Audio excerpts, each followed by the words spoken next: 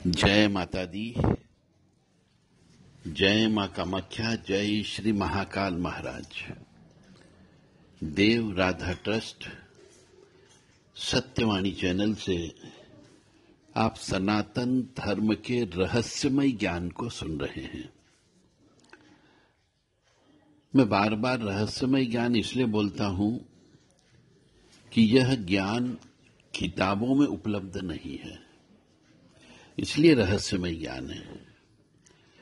कोई भी व्यक्ति हमारे इस रहस्यमय ज्ञान को किताब के फॉर्मेट में लिख करके प्रिंट करा करके किताब बना सकता है। चलते हैं मां भगवती जगत जननी के चरणों में शीश झुकाते हुए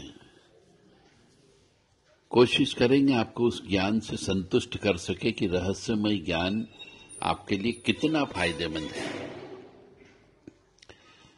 कामाख्य वरदे देवी नीलपर्तवासिनी त्वं देवी जगत माता योनि मुद्रे नमस्तुते। कामाख्य काम संपन्ने कामेश्वरी हर प्रिये काम नाम देही में नित्यम कामेश्वरी नमस्तुते। दुर्गति नाशिनी दुर्गा जय जय। काल विनाशिनी काली जय जय। उमा रमा ब्रह्मानी जय जय। सीता राधा रुक्मणी जय जय। मृत्युंजय महादेव त्राहि मां शरणागतम जन्म मृत्यु जरा व्याधि पीड़ितम कर्म बंधने।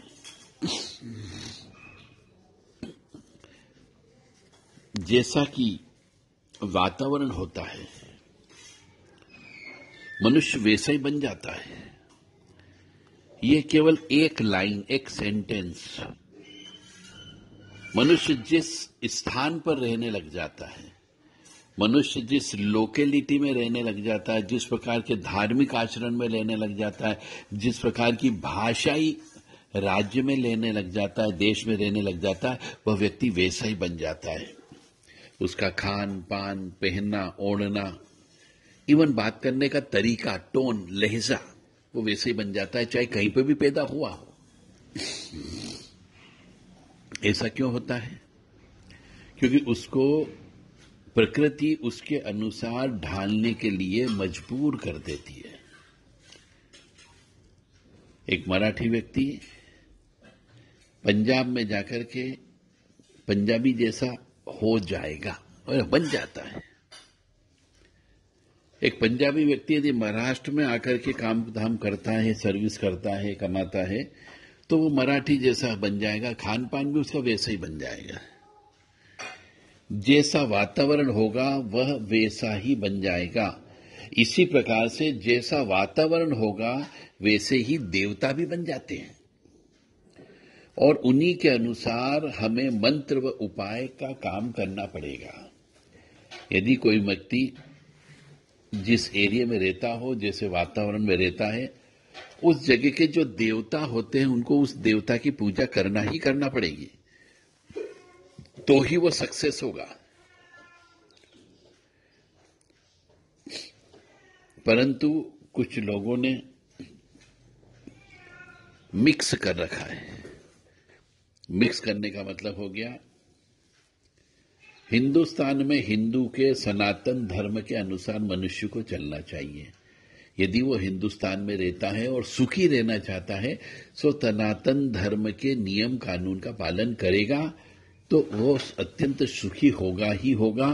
क्योंकि भारत में सनातन धर्म ही चलता है, यहाँ के स्थान के देवी देवता भी उसी धर्म का पालन करते हैं। परंतु यदि कोई व्यक्ति उन नियमों को पालन न करे और दूसरे नियम का पालन करता है, दूसरे धर्म का पालन करता है, तो वह सुखी नहीं हो सकता। भारत हिमालय की गोद में है, जहां पर देवी देवताओं का वास है। हमारे पुराण, वेद सभी में लिखा हुआ है कि हिमालय में देवी देवताओं का वास होता है। अब जब हिमालय में देवी देवता का वास है, तो हमें हिमालय पे जाकर के शांति अवश्य प्राप्त होती है। अब हम दूसरा उदाहरण लेकर के चलें। यदि कोई बेटा या बेटी अपने माता पिता को छोड़ दे और दूसरों को अपना माता पिता बना ले, तो निश्चित तौर से उसके जीवन में कष्ट आएगा ही आएगा। यानी आप अपने घर के मुखिया को छोड़ करके दूसरे घर के मुखिया को पूजने लगते हो, यानी अपने घर के कुल देवी देवता की पूजा न करके दूसरे कुल के कुल देवी देवता की पूजा करोगे तो निश्चित तौर से आपको कष्ट की प्राप्ति होगी ही होगी। इस जीवन के माता पिता कह लीजिए, कुल देवता कह लीजिए, पितृ देवता कह लीजिए, यदि आप इनको नहीं पूजोगे तो ये तो नाराज होंगे ही होंगे, और जब नाराज होंगे तो आपका भाग्य को काटने का काम करते हैं। तो मनुष्य जिस कुल में उत्पन्न होता है उस कुल के कुल देवता होते हैं, कुल देवी होती है, उनका तो आपको आदर करना ही करना पड़ेगा। उस कुल में जहां भी उनके देवी देवता का स्थान होता है वहां जाकर के उनको पूजना पड़ेगा ही पड़ेगा। यदि आप कुल देवी देवता की पूजा नहीं करते हो तो आपके जीवन का बहुत सारा सुख कम होने की संभावना बन जाती है।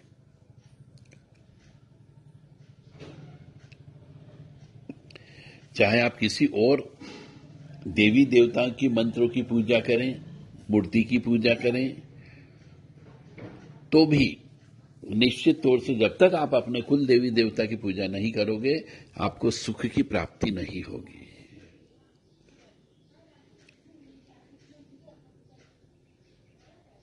यदि हमारे कुल देवी देवता हैं तो वो आपसे प्रेम करते क्योंकि आप उसके कुल के हो, दीपक हो। परंतु दूसरा को यदि आपने कुल देवी देवता मानते हैं तो वो बिल्कुल आपको प्यार नहीं करेगा। इसलिए आपको अपने कुल देवी देवता को मनाना है। यदि आपके घर में कष्ट है तो फिर ज्योतिष के उपाय करें। यदि आपको आपकी जन्म तारीख, जन्म समय, जन्म स्थान मालूम हो तो ज्योतिष से संबंधित जो जो ग्रह खराब हो उन सबकी पूजन अर्चन करें, दान धर्म करें।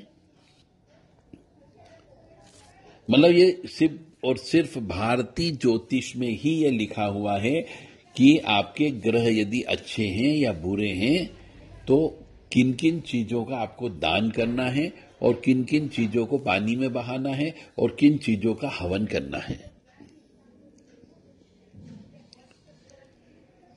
यदि आप सुखी रहना चाहते हो तो मनुष्य को अपने पापों को कम करना चाहिए और पुण्य को बढ़ाना चाहिए।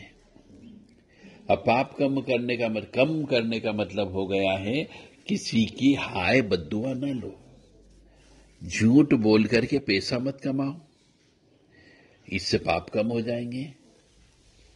और पुण्य बढ़ाओ, यानी जो पैसा कमाया है उससे थोड़ा दान धर्म में लगा दो, हवन पूजन में लगा दो, यज्ञ में लगा दो। अब एक और उदाहरण से आपको शायद समझा दूं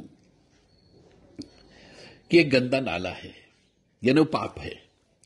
तो यदि उसके अंदर हम साफ पानी छोड़ेंगे तेज गति से तो गंदा नाला भी साफ हो जाता है,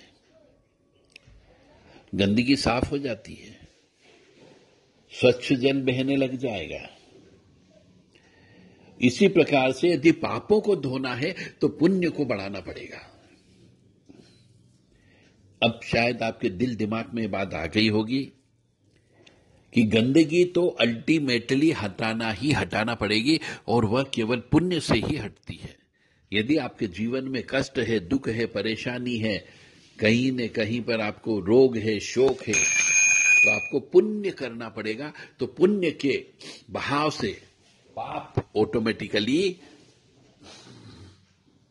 बह जाएगा। तो जिस प्रकार से हम गंदे नाले को साफ करते हैं स्वच्छ पानी से, ठीक इसी तरह पुण्य का स्वच्छ जल पाप की गंदगी को साफ कर देता है। यदि हम पूजा करते हैं तो चंद्रमा शुद्ध होता है, स्वच्छ होता है, पवित्र होता है, यानी कि हमारा मन पवित्र होता है। और यदि हम स्वच्छ पानी जल में डालेंगे तो जीव को मिलेगा, धरती के जीव जंतुओं को मिलेगा, पाताल में जीव जंतुओं को मिलेगा, और आकाश में पक्षी जीव है उनको मिलेगा। और कोई भी मनुष्य यदि पूजा करता है, किसी भी प्रकार की पूजा करता हो, जप करता हो, तप करता हो, हवन करता हो, यज्ञ करता हो, तो उसका बृहस्पति अच्छा हो जाता है।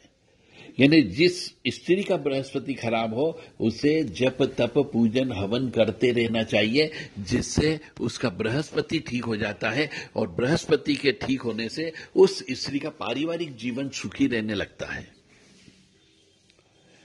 और कोई पुरुष है, उसका बृहस्पति यदि खराब है तो उसके जीवन में कष्ट की प्राप्ति होती है, पुत्र सुख नहीं होता है, क्योंकि बृहस्पति जो है पुत्र का कारक होता है। तो आपको यदि पुत्र चाहिए तो पुरुष व्यक्तियों को गुरु की सेवा करना चाहिए, पीपल की सेवा करना चाहिए, पीपल को लगाना चाहिए, और पीपल में नियमित रूप से घी का दीपक लगा करके उसकी परिक्रमा करना चाहिए, जल सिंचन करना चाहिए। पीपल के वृक्ष में पंजेरी यानी कसार, सूखा आटे को घी में सेक करके शक्कर मिला करके पीपल के वृक्षों में डालना चाहिए, जिससे पुत्र होते हैं, और पुत्र यदि हो गए तो उनकी उम्र में वृद्धि होती है। यानी कि सीधा सीधा है, पुत्र सुख की प्राप्ति होती है। तो मेरा आप सबसे विनम्र निवेदन है कि गुरु को भी अच्छा बना करके रखो। इसके लिए जो भी गुरु हो उनका मान सम्मान करें, उनको अपने सामर्थ्य के अनुसार हवन पूजन का सामान दान दें, घी का दान दें, हवन सामग्री का दान दें, और उनको पहनने के लिए जो भी वस्त्र लगते हो, पीले वस्त्र दान अवश्य दें। और दान धर्म करने से राहु केतु भी संतुलित होता है। यानी एक कर्म करने से, आपके पूजन अर्चन हवन जप तप और दान करने से आपका गुरु ग्रह अच्छा हो जाता है, राहु ग्रह अच्छा हो जाता है, केतु ग्रह अच्छा हो जाता है, चंद्रमा अच्छा हो जाता है, और कष्ट कम हो जाते हैं। यानी एक कर्म करने से 4 ग्रह की शांति हो जाती है। तो मनुष्यों को सबसे मेरा विनम्र निवेदन है, जो मेरे से बार बार पूछते हैं कि साहब हमारे कष्ट कैसे दूर होंगे, मेरा उन सबसे विनम्र निवेदन है कि सुबह ब्रह्म मुहूर्त में उठना चाहिए। ब्रह्म मुहूर्त का मतलब हो गया है 4 बजे 5 बजे के आसपास आप उठ जाएं, कोशिश करें स्नान कर लें, और उसके बाद में ईश्वर आराधना में मनुष्य को लग जाना चाहिए, जप करना चाहिए, नवग्रह शांति का जप करना चाहिए। ब्रह्मा मुरारी त्रिपुरांतकारी भानु शशि भूमि सुतो बुधश्च गुरुश्च शुक्र शनि राहु केतवे सर्वे ग्रहा शांति करा भवन्तु। इस मंत्र का हर मनुष्य को जप करना चाहिए जो हिंदू सनातनी हो, ताकि उसके 9 ग्रह बैलेंस हो जाते हैं। और उसके बाद में 9 ग्रह से संबंधित सामग्री का मंदिर में जाकर के दान देना चाहिए, जल में विसर्जन करना चाहिए, और घी का दीपक अवश्य लगाना चाहिए। सुखी रहना चाहते हो तो मासिक धर्म के नियम का भी पालन करें। स्त्री के अशुद्ध अवस्था रहने पर, रजस्वला रहने पर, मासिक धर्म में रहने पर, एमसी पीरियड में रहने पर 4 दिन तक भोजन नहीं बनाना चाहिए। ये सभी हिंदू सनातनियों को सोचना है।